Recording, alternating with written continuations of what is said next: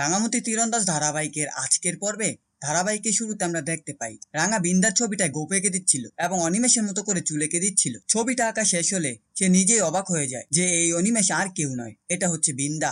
পরবর্তী সিনে আমাদের ড্রয়িং রুমে দেখানো হয় সেখানে পুজোর কার্যক্রম চলছিল। তখন ময়না এসে তার ছেলেকে নিয়ে যাওয়ার চেষ্টা করে, কিন্তু তার ছেলে কিছুতেই যেতে চায় না। তখন ময়নার শাশুড়ি বলে, বাচ্চারা এই পুজোতে থাকবে না, তার মানেটা কি? তুমি কি বলতে চাইছো?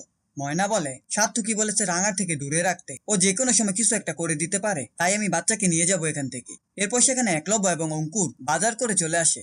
একলব্য ময়নাকে বলে, তুমি ওকে ওভাবে টানছো কেন, কি হয়েছে? একলব্যর মা বলে, ময়না কিছুতেই তার ছেলেকে এখানে থাকতে দেবে না, তাকে নাকি সার্থকী বলেছে রাঙা তার ছেলের ক্ষতি করে দিতে পারে। একথা শুনে একলব্য বলে, তুমি চিন্তা করো না, কিছু হবে না, রাঙাকে আমি সামলে রাখবো। এরপর একলব্য পাঁচালীকে জিজ্ঞেস করে, রাঙা কোথায়? পাঁচালী বলে সে ঘরেই আছে, সে বিয়ের অ্যালবাম দেখছে, সে কিছুতেই নিচে আসতে চায় না। তখন একলব্য বলে, ঠিক আছে, আমি ওকে নিয়ে আসছি। এরপর একলব্য রাঙাকে আনার জন্য উপরে চলে যায়।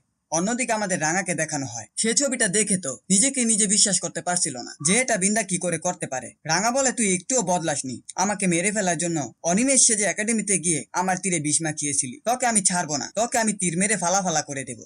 এরপর সেখানে একলব্য চলে আসে। তখন রাঙা দরজা খুলে একলব্যকে ভিতরে নিয়ে আসে এবং সে একলব্যকে বলে, আমি খুঁজে বের করেছি কে আমাকে মারার চেষ্টা করেছিল। এরপর রাঙা ওই ছবিটা দেখিয়ে দেয়। একলব্য ছবিটা দেখে তো অবাক হয়ে যায়। পরবর্তী সিনে আমাদের পুজোর জায়গায় দেখানো হয় সেখানে পুজো স্টার্ট হয়ে গেছে। ময়না তার শাশুড়িকে বলে, রাঙা নেই, এই জন্য এখানে আমি আমার ছেলেকে বসতে দিয়েছি, না হলে কিছুতে এখানে বসতে দিতাম না।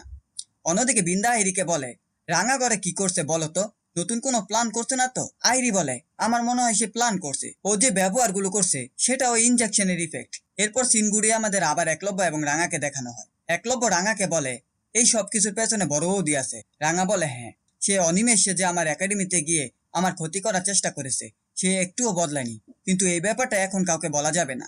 তুই এখন নিচে যা, নিচে গিয়ে সবাইকে বল আমি পুজোর জায়গায় আসবো না, বেশি জেদ করলে আমি ঘরে জিনিসপত্র ভাঙচুর করব। একলব্য বলে, এসব কথা বললে তো মা উপরে চলে আসবে। রাঙা বলে, তুই মায়ের কানে কানে সত্যিটা বলে দিবি, এখন তুই যা, আমি এই সুযোগে বড় বৌদির ঘরটা সার্চ করে দেখবো। পরের দিনে আমাদের আবার পুজোর জায়গা দেখানো হয় সেখানে একলব্য সবাইকে বলে, রাঙা এখানে আসতে চাইছে না।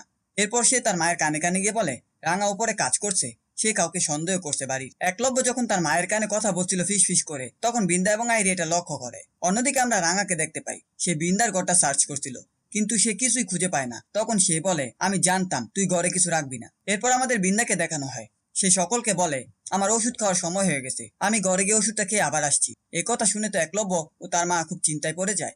পরবর্তী সিনে আমাদের বিন্দা রুমে দেখানো হয় বিন্দা ঘরে গিয়ে ঘরে এলোমেলো দেখে বুঝতে পারে এই কাজটা রাঙা করেছে। বিন্দা বলে, তুই যতই নাটক করিস না কেন, আমি বুঝতে পেরেছি তুই আমাকে সন্দেহ করছিস। আইরি যতই বলুক তুই সন্দেহ করছিস না, কিন্তু আমার এটা মনে হয় না। শেষ দিন আমাদের রাঙাকে দেখানো হয় সে ঘরে এসে তার শাড়ির ভেতর থেকে একটা গোপ বের করে, যেটা সে বিন্দার ঘরে খুঁজে পেয়েছে। এরপর আমাদের ফ্ল্যাশব্যাকে দেখানো হয় রাঙা বিন্দার রুমে দ্বিতীয়বারের মতো সার্চ করছিল, তখন সে বিছানার নিচে গোপটা পায়। এরপর রাঙা বলে, আমার সন্দেহ আরো দৃঢ় হলো যে এই কাজটা তুই করেছিস, তোকে আমি কিছুতেই বুঝতে দেব না যে আমি তোকে সন্দেহ করছি, তোকে আমি হাতে নাতে ধরবই। অন্যদিকে বিন্দা বলে, আমি তোকে কিছুতেই বুঝতে দেব না, আমি সব জানতে পেরেছি, তুই যদি চলিস ডালে ডালে, আমি চলি পাতায় পাতায়। এই ছিল রাঙামতি তীরন্দাজ ধারাবাহিকের আজকের আপডেট। ভিডিওটি ভালো লাগলে চ্যানেলটিকে সাবস্ক্রাইব করে পাশে থাকা বেল আইকনটি অন করে